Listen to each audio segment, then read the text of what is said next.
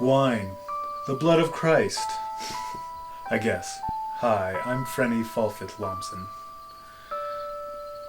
You might say I'm a wine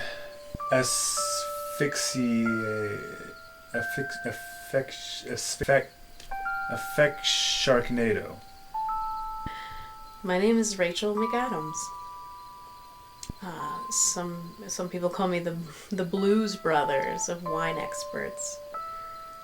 I would have to disagree with them. I'm not a big Belushi fan. I would much rather be the Jaws or some better movie. Why do I study wine? I don't know.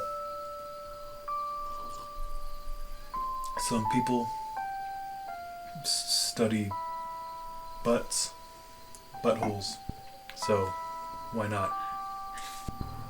Yeah, let's get into the history of wine. It's pretty old. It's been around.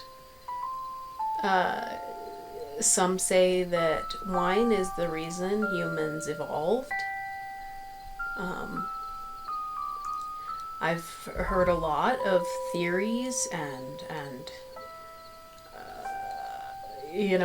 my take on it is wine wasn't originally meant to be consumed. Cavemen would stomp around, accidentally squishing grapes with their cave balls. And they found that it actually worked great as a moisturizer. Wine is often used down through history, starting with the first history books, as a celebratory beverage. Weddings, funerals, bar mitzvahs. Some early schools gave it to the kids for their awards assemblies. But then they decided that that wasn't a good idea because kids, some of them died. Mostly that was. If you take this wine bottle. Moving on, after cavemen came Egyptians and of course Chinese people. They had different kinds of wine. I think even and there's all sorts of different types of wine. There's grape. There's rice, plum, bacon, and blush. Yeah. You guys brought my favorite. This is obviously a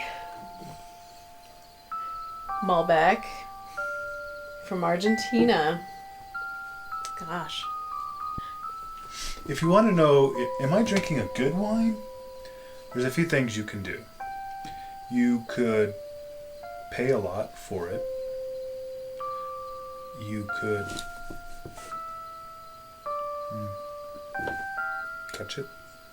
Get a little on the finger. And roll it in your hand. And roll some more.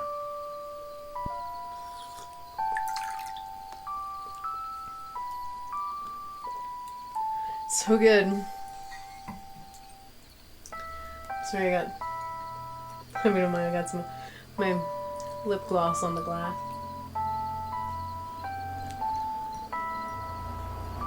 And if you've got like a liquid feeling in your fingertips, then it's a wine. It's a liquid.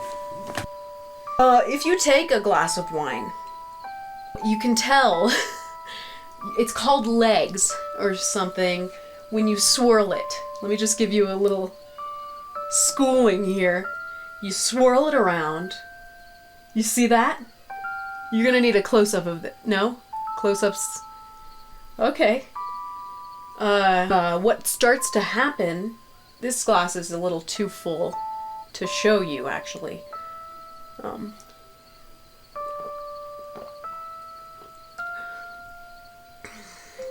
Let's go ahead and...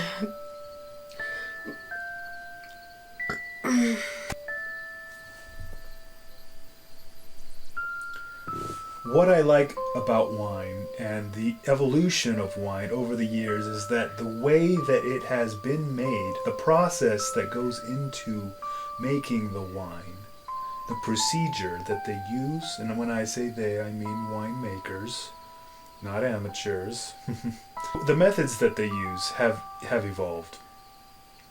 They used to use their feet. Now they wash their feet first, or well, they don't make wine out of feet. Somebody might say, this glass is half empty, you know? It's a little more than half empty. Sorry. I'm gonna fill it back to half so you can get the real...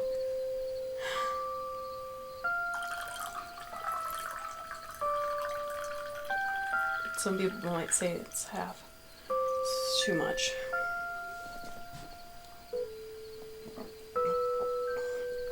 Not enough. Shit.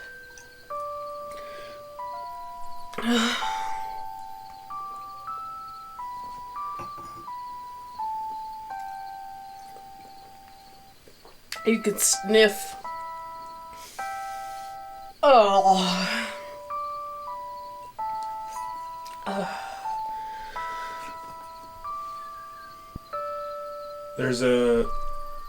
There's a scripture that says, wine makes the heart rejoice.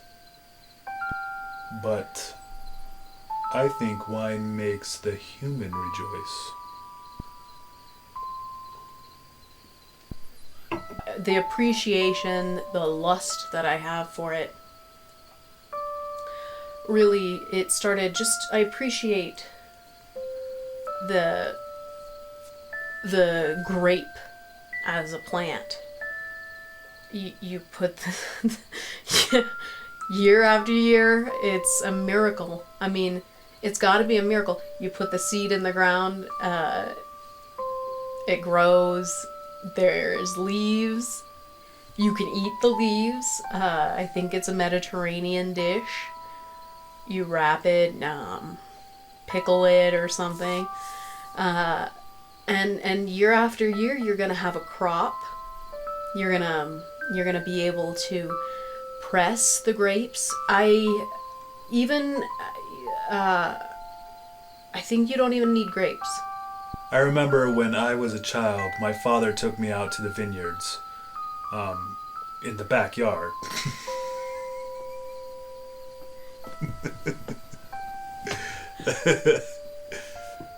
Where he beat me. That's how I learned to become such a creative wine person. You know, my friends are always asking me, Rachel, what kind of wine should I pair with this pork chop? Or what kind of wine should I pair with this protein shake? Or, you know?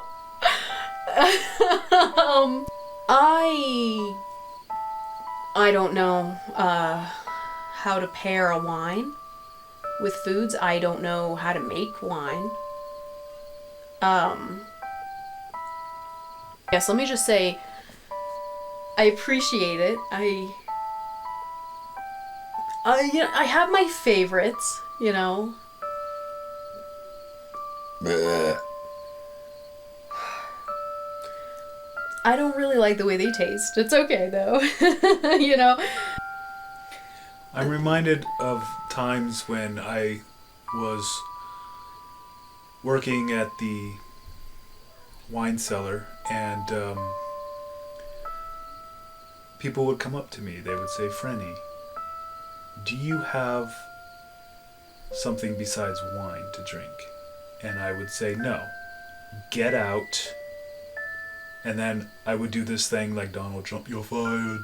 But it didn't always go over well. And one guy said I sounded nothing like him, so I stopped doing that. I also got fired in an ironic twist of fate. But not without bootlegging a few bottles for my own collection.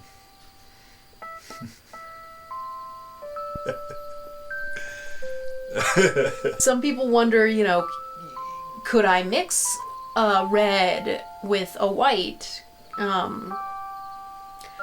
Really, there's no rules. If something ends up working, you're the genius who publicized it. You're the genius who was willing to go on that journey.